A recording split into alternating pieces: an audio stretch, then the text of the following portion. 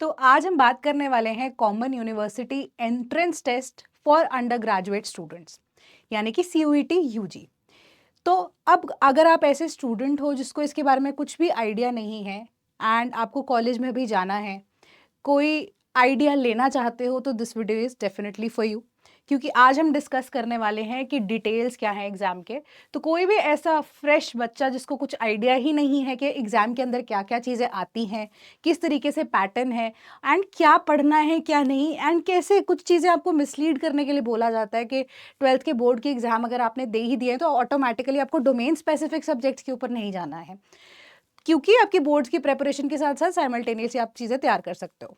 But I beg to differ here, कुछ extra चीज़ें आपको रिक्वायर्ड हैं यहाँ पर पढ़ने के लिए, क्योंकि I myself have prepared the PYQs also for CUET and मुझे ऐसा लगता है कि आपको एग्जैक्ट डेफिनेशन, एग्जैक्ट चीज़ों के ऊपर फोकस करना बहुत ज़रूरी है, जो जनरली आप अपने 12th के बोर्ड के आंसर्स जब लिखते हो उसके अंदर चीज़ें इग्नोर करते हो, क्योंकि the language of the paper is very important, right. तो इसी लैंग्वेज के बारे में थोड़ा सा मैं आपको आइडिया दे दूंगी। देन हम डिस्कस करेंगे कि पैटर्न क्या है पेपर का, सब्जेक्ट्स कौन से हैं, एंड ड्यूरेशन पेपर की क्या है, एंड प्रेपरेशन किस तरीके से आपको एट द एंड करनी है, ताकि आप अपनी चॉइस की यूनिवर्सिटी की कट ऑफ के लिए अंदर आ सको। So the basic idea of CUET was कि पूरी university system under a single roof आ जाए एंड डिफरेंट यूनिवर्सिटीज़ के लिए आपको अलग अलग पेपर देने की ज़रूरत ना पड़े। सो अब एक कॉमन यूनिवर्सिटी का टेस्ट होता है जिसके अंदर अप्रॉक्सीमेटली अगर आप लगा लो 150-200 universities already, including private as well as generally government या सरकारी ऐसी यूनिवर्सिटीज़ जो हैं वो इंक्लूडेड हैं। तो आपको एक ही पेपर देना है, उसी के बेसिस पे आप अपनी चॉइस ऑफ यूनिवर्सिटी ले सकते हो कि आपका मेरिट किस तरीके से आया है। सो सबसे पहले तो आप जब 12th का पेपर देने वाले होते हो, क्योंकि आपके जो बोर्ड्स का पेपर होता है जनरली मार्च अप्रैल के टाइम पे होता है, तो मार्च अप्रैल के टाइम से थोड़ा सा पहले ना, आई जस्ट से कि प्री बोर्ड्स के टाइम के बाद जब आपके पास 1-2 दिन का टाइम होता है ना, that will be enough for you to figure out certain things. तो उसके ऊपर आपको फोकस क्या करना है, आपको ये फोकस करना है पहली चीज कि आपको कोर्स कौन सा परस्यू करना है, ठीक है। क्योंकि अब CUET के अंदर एक स्पेशल चीज अंडर ग्रेजुएट प्रोग्राम के अंदर स्पेसिफिकली यही है कि आपको इस बेसिस पे कोर्स या डोमेन सब्जेक्ट्स सिलेक्ट नहीं करने हैं कि आपने 12th में क्या किया था। अगर तो आप 12th वाली चीज को ही आगे परस्यू करना चाहते हो, वही सब्जेक्ट्स को परस्यू करना चाहते हो, then it's fine. But necessarily यहाँ पे आपको फोकस ये करना है कि आपको कौन से कॉलेज में एडमिशन लेनी है, राइट।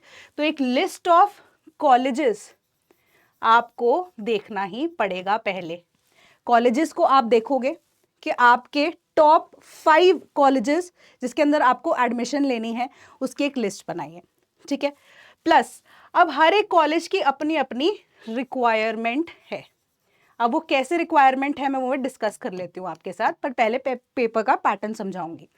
तो हर एक कॉलेज की रिक्वायरमेंट जो आपने सपोज कीजिए टॉप 5 कॉलेजेस आपने सिलेक्ट कर लिए, टॉप 5 कॉलेजेस में CUET की preference with respect to domain subjects आपकी क्या रहेगी, डिपेंड्स ऑन द कोर्स जो आप एनरोल करना चाहते हो। एंड वो कोर्स जरूरी नहीं है कि जो 12th आपने जिस तरीके से पेपर दिया है वो उसी के ऊपर हो। आपने किस कॉलेज में आगे किस तरीके से कौन सी स्टडी करनी है, कौन सी डिग्री आप लेना चाहते हो, वो डोमेन सब्जेक्ट्स में से ये टॉप 5 यूनिवर्सिटीज के अकॉर्डिंगली आप कॉलेजेस या यूनिवर्सिटीज को सिलेक्ट करेंगे।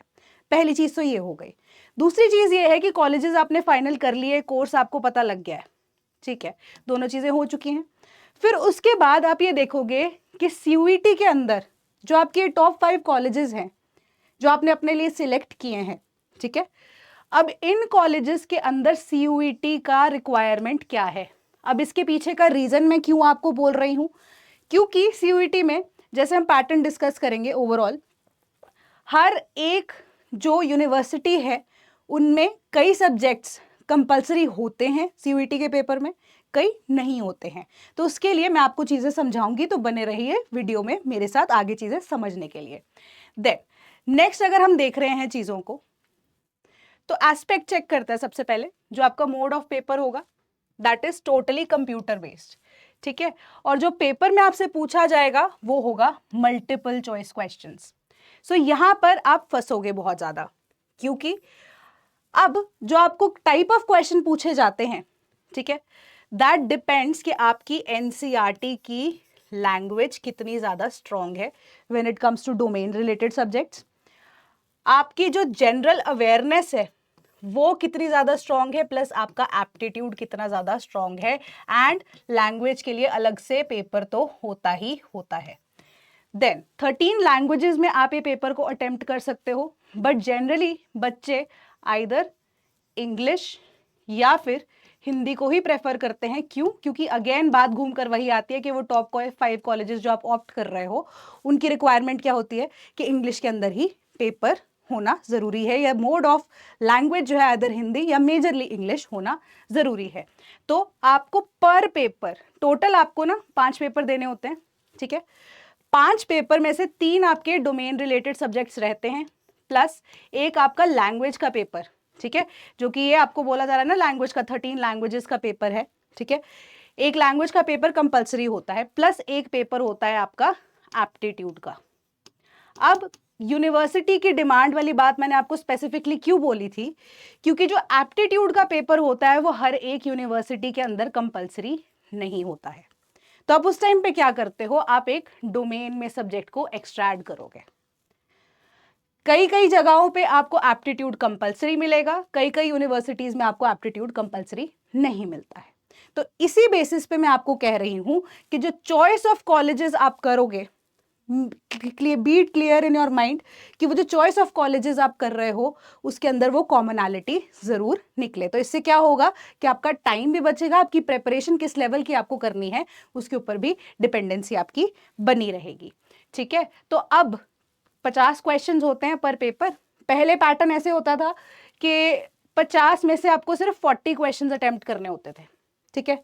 बट अब पैटर्न रिसेंटली चेंज हुआ है, तो उसके बाद आपको 50 क्वेश्चंस दिए गए होते हैं, 50 के 50 आपको अटेम्प्ट करने होते हैं। देन अगर देखा जाए तो हर एक करेक्ट क्वेश्चन का जो आपको मार्क्स मिलेगा दैट इज 5, एंड गलत आंसर के लिए आपका -1 होगा, एंड अगर आप अनआंसर्ड छोड़ते हो कुछ तो उसका कुछ भी नहीं, मार्क्स आपके कटेंगे। देन नेक्स्ट बात कर रहे हैं टोटल अवेलेबल सब्जेक्ट्स की, ठीक है। 37 सब्जेक्ट्स हैं इन टोटल, जिसके अंदर आपके डोमेन वाले सब्जेक्ट्स भी इंक्लूडिंग है, जिसमें से 13 तो आपके लैंग्वेज के सब्जेक्ट्स हैं। मेजरली अगर आप इंग्लिश भी चूज कर रहे हो इसमें से आपका पहला तो हो गया। देन उसके बाद अगर आप 23 जो डोमेन स्पेसिफिक सब्जेक्ट्स को चूज करोगे, this will be based on the degree जो आप करना चाह रहे हो। जैसे कि अब यहाँ पर आपको एग्जाम्पल दिया गया है, एग्जाम्पल के तौर पे अगर आपको सपोज कीजिए बीएससी भी करनी है अगर, ठीक है, कोई एक पर्टिकुलर सब्जेक्ट बीट मैथ्स, ठीक है, तो मैथ्स में आप डोमेन कंपल्सरीली लोगे, बाकी 2 सब्जेक्ट आप कोई भी और एडिशनली ऐड कर सकते हो। अब वो भी ऐसे आपको अपनी मर्जी से ऐड नहीं कर लेने हैं, that also depends on the choice of college. तो कई जगहों पे अगर मैथ्स के साथ आपको कंपल्सरीली बोला जा रहा है कि आपको फिजिक्स लेनी ही लेनी है, तो आपको उसी तरीके से अपने कॉम्बिनेशंस को बनाना पड़ेगा। तीसरा आता है आपका जनरल टेस्ट, दैट इज कि आपको कवर करनी है जनरल नॉलेज, करंट अफेयर्स, आपकी मेंटल एबिलिटी, आपका ये बेसिक मैथ्स वाला पार्ट आ जाएगा जो 10th के साथ जनरली डील करता है। तो इवन दो अगर आपने +1 +2 में मैथ्स नहीं ली है, मैथ्स अच्छी नहीं थी, तो एक बेसिक आइडिया आपको मैथ्स का लेना पड़ेगा। Quantitative reasoning and logical reasoning दोनों इसमें इंक्लूडेड होते हैं। सो आई होप आपको अभी तक ये चीजें समझ आई होंगी।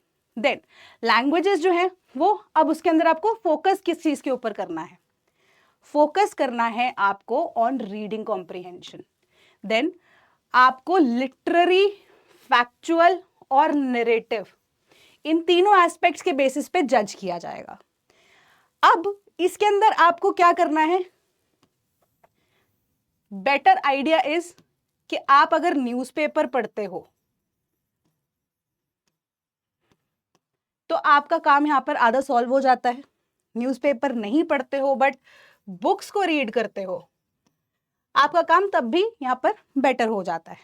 बट ओवरऑल अगर मैं आपको कहूं तो यहां पर 10th 11th वाले लेवल की जो इंग्लिश है या जो भी आप लैंग्वेज के ऊपर फोकस कर रहे हो या मोड ऑफ लैंग्वेज जिसमें आप पेपर दे रहे हो, उसके अंदर आपको बेसिक आइडिया चीजों का होना चाहिए। वर्ड्स क्या हैं, कॉम्प्रिहेंशन अगर आपसे पूछा जा रहा है, उससे रिलेटेड क्वेश्चंस पूछे जा रहे हैं, तो उसका आपको आइडिया होना चाहिए। एंड मैं क्यों ये चीज बोल रही हूं, क्योंकि अगर आप 2022 में जैसे ये एनटीए ने इंट्रोड्यूस किया था। तो 2022-2023 के अगर आप पेपर्स उठा के देखोगे तो आपको कॉम्प्रिहेंशन में ना एक डायरेक्ट आंसर्स दिखने शुरू हो जाते थे, जैसे हम 5th-6th क्लास में पढ़ते थे। बट धीरे धीरे करके पेपर का पैटर्न इतना ज़्यादा डिफिकल्ट हो गया कि अब आपको टेस्ट किया जाता है बेस्ड ऑन द फैक्ट कि आपकी अंडरस्टैंडिंग ऑफ द कॉन्सेप्ट क्या है। ठीक है, तो अब इसी वजह से थोड़े से कान दिमाग खोलकर आपको पढ़ना पड़ेगा, प्लस आपके पास टाइम भी इतना नहीं होता क्योंकि 1 घंटे का टाइम होता है हर एक पेपर को अटेम्प्ट करने के लिए। डोमेन स्पेसिफिक सब्जेक्ट में आपको एनसीईआरटी से ही क्वेश्चंस पूछे जाते हैं, बट माइंड इट, कोई भी जनरली सरकारी स्कूल्स को अगर छोड़ दिया जाए मेजर केसेस में, तो कोई भी स्कूल में आपको डायरेक्टली एनसीईआरटी के लिए प्रेफरेंस नहीं देता है। अब सभी बुक्स जो स्कूल्स होते हैं उनकी जो बुक्स होती है वो किसी और पब्लिशर के थ्रू यहाँ पर होती है ना। एनसीईआरटी के ऊपर जनरली कोई फोकस नहीं करता। क्यों? क्योंकि उसकी लैंग्वेज डिफिकल्ट है। ठीक है, प्लस बच्चों को क्या लगता है, बोरिंग है बहुत ज़्यादा पढ़ने में। बट आई जस्ट से कि अगर आपने एनसीईआरटी को फॉलो भी किया है तो प्रीवियस ईयर क्वेश्चंस को एक बार उठाकर देखना। आप ये देख लेना कि एनसीईआरटी में जो छोटे छोटे स्निपेट्स होते हैं, इवन कि आपका मेजर कोई भी आपको कॉन्सेप्ट दिया हुआ है, ठीक है, सपोज आपका हिस्ट्री का ही कॉन्सेप्ट दिया हुआ है, तो मेजरली आपको यहाँ पर मिस आउट नहीं करने हैं वो टेबल्स। ठीक है, टाइमलाइन वाले टेबल्स हो गए, या एक एक लाइन डायरेक्टली आपको एनसीईआरटी से पूछी जाती है, जो इतनी डिटेल में आप कभी 12th की प्रेपरेशन में लिख ही नहीं सकते, रट ही नहीं सकते। आप 12th में अगर आप अपने आंसर्स लिख भी रहे हो तो आप अपने शब्दों में लिखते हो। एनसीईआरटी की लैंग्वेज को पहले तो वेल वर्स्ड हो नहीं, ठीक है, किसी और स्कूल में पढ़ रहे हो, एनसीईआरटी से वेल वर्स्ड हो नहीं, उसके बाद अगर आप वेल वर्स्ड हो भी तो भी आप आइडेंटिफाई नहीं कर पाओगे, इतना क्वेश्चन को कंफ्यूजिंग बना दिया जाता है कई बार। आई एम नॉट सेइंग कि ऑलवेज, बट मोस्ट केसेस में ऐसा होता ही है। ठीक है, तो फोकस करना बहुत जरूरी है कि एनसीईआरटी को एटलीस्ट एक बार आप अच्छे से पढ़ लीजिए based on the domain which you are choosing and जो आपकी कॉलेज की रिक्वायरमेंट या डिमांड रहती है। देन जनरल टेस्ट की जब हम बात करते हैं तो यहाँ पर आपकी बेसिक मैथ्स होती है, देन थोड़ी बहुत आपको करंट अफेयर्स के बारे में यहाँ पर पूछा जाता है, एंड ये 1 लाइनर करंट अफेयर्स ही होते हैं, सिंपल है, कुछ ज़्यादा डिफिकल्ट लेवल के करंट अफेयर्स यहाँ पर नहीं आते हैं। बट ये अगेन आपको टेस्ट करेंगे ऑन दैट नोट कि आप कितना ज़्यादा अवेयर हो कि आपके आसपास हो क्या रहा है दुनिया में। तो मेजॉरिटी ऑफ द चीज़ें आपकी डिपेंड करेंगी कि आप अभी से अखबार पढ़ना शुरू कर रहे हो या नहीं कर रहे हो। तो एटलीस्ट आई से कि आप अपनी स्ट्रैटेजी में एटलीस्ट 1 घंटा जरूर डेली अखबार को देना शुरू कर दीजिए, कि आपको पता होना चाहिए कि किस तरीके से क्या आपके आसपास चीजें चल रही हैं। क्यों? क्योंकि एक गलत आंसर किया तो -1, एंड दूसरा गलत आंसर किया फिर -2, एंड क्वेश्चन सही किया तो 5 नंबर तो आपको डायरेक्टली मिल जाएंगे। एंड अगर आप ये सोच रहे हो कि छोड़ के आ जाओगे कि 0 मार्क्स होगा, तो उसमें क्या होगा, एट दी एंड आपसे ज़्यादा कट ऑफ कोई और ले जाएगा, एंड कट ऑफ के बाद आपको सीट नहीं मिलती है अपने मन पसंदीदा कॉलेज के अंदर। तो आप खुद डिसाइड कर लीजिए कि अभी अखबार पढ़ के थोड़ी सी प्रॉब्लम को झेल सकते हैं या बाद में डिग्री के लिए किसी और कॉलेज में जाएंगे, है ना। Depend solely on you, but the fact is कि आपको न्यूज़पेपर्स के बारे में थोड़ा सा अवेयर होना पड़ेगा। देन पर सब्जेक्ट, अब ड्यूरेशन के बेसिस पे देखा जाए तो पर सब्जेक्ट अगर आपके 5 जैसे क्वेश्चन है तो हर एक पेपर के लिए आपको 1 घंटे का टाइम मिलेगा, and total duration based on 5 subjects 5 घंटे हो जाता है।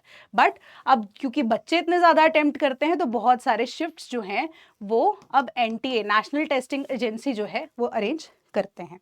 इंपॉर्टेंट चीज़ें यहाँ पर यही है कि जो आपका स्लॉट है पेपर से पहले आप उसको चेक कीजिए। कैंडिडेट्स जो हैं उनको डिफरेंट डेज पे भी या शिफ्ट्स में बुलाया जा सकता है, तो आपको ओवरलैप जो है उसको देखना है। यानी कि अगर आपका और आपकी फ्रेंड का नंबर साथ साथ है, सपोज कीजिए नंबर भी साथ साथ है, रजिस्ट्रेशन नंबर भी 1-2 आगे पीछे ही है, जो कि बहुत वैसे शेयर लक वाली बात है, बट अगर ऐसी होती भी है चीज़ तो भी मेक श्योर कि आप ऐसी गलती अवॉइड ना कीजिए कि हो सकता है उसका पेपर पहली शिफ्ट में हो गया और आपका दूसरी शिफ्ट में हो। तो इस चीज़ से प्लीज़ बच के रहना। देन आपको जो इंस्ट्रक्शंस कंप्यूटर बेस्ड टेस्ट पे दी जाएंगी वो आपको जल्दी से पढ़नी ही पढ़नी है, since no additional time for reading instructions is given to you. तो जैसे ही टाइम शुरू हो जाता है इमीडिएटली आपका टेस्ट शुरू हो जाएगा एंड 50 क्वेश्चंस आपको 60 मिनट के अंदर कवर करने हैं, जो अपने आप में ही एक बहुत बड़ा चैलेंज है क्योंकि कई बार क्वेश्चंस बहुत ज़्यादा कंफ्यूजिंग होते हैं।